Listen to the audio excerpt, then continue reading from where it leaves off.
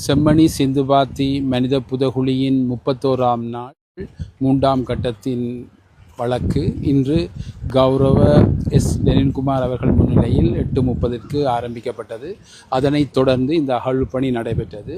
புதிதாக 7 மனித எண்பு தொகுதிகள் அடையாளப்படுத்தப்பட்டு மொத்தமாக 412 மனித எண்பு தொகுதிகள் இதுவரை செம்மணி மனித புதகுழியில் அடையாளப்படுத்தப்பட்டிருக்கின்றன. அதே நேரம் அவை சுத்தப்படுத்தப்பட்டு இன்று 13 மனித எண்பு தொகுதிகள் அகழ்ந்தெடுக்கப்பட்டு மொத்தமாக 390 மனித எண்பு தொகுதிகள் இதுவரை அகழ்ந்தெடுக்கப்பட்டு நீதிமன்ற கட்டுக்காவலில் பாரப்படுத்தப்பட்டு சட்ட வைத்திய அதிகாரியின் பொறுப்பில் ஒப்படைக்கப்பட்டிருக்கின்றது.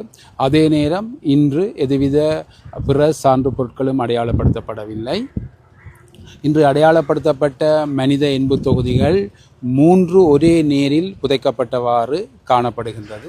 மீண்டும் இந்த 3ஆம் கட்டத்தின் 32ஆம் நாள் அகழ்வுப்பணி நாளை நடைபெறும். குறித்த சிறு பகுதிகளை 9க்கு பட்ட மனித எண்பு தொகுதிகள் ஒன்று நேர்சீர் இல்லாமல் தாறுமாறாக புதைக்கப்பட்டதை காண்கின்றோம். அது இன்னும் அகழ்ந்தெடுக்கப்படவில்லை. அது நாளை அகழ்ந்தெடுக்கப்படும். அகழ்ந்தெடுக்கப்படும் போது ஏதாவது புறப்பொருட்கள் இருக்கின்றதா என்ற விடயங்களை நாளை கூறக்கூடியதாக இருக்கும். டிஎன்ஏ ஆய்வுகள் என்பது இங்கே விஜயம் செய்த நிதியமைச்சரும் அது சம்பந்தமாக பிரசாபித்திருந்ததை அறிகின்றோம்.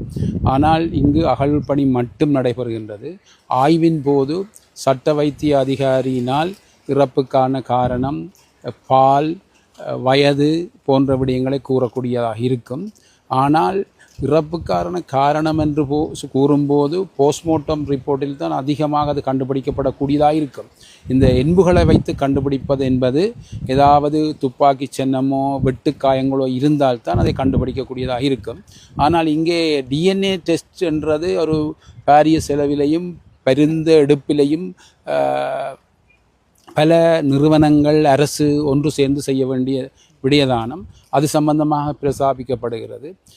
பாதிக்கப்பட்ட மக்கள் சார்பிலேயும் அவ்வாறு வருமாக இருந்தால் அதை வரவேற்கக்கூடிய விடயம் ஒன்று.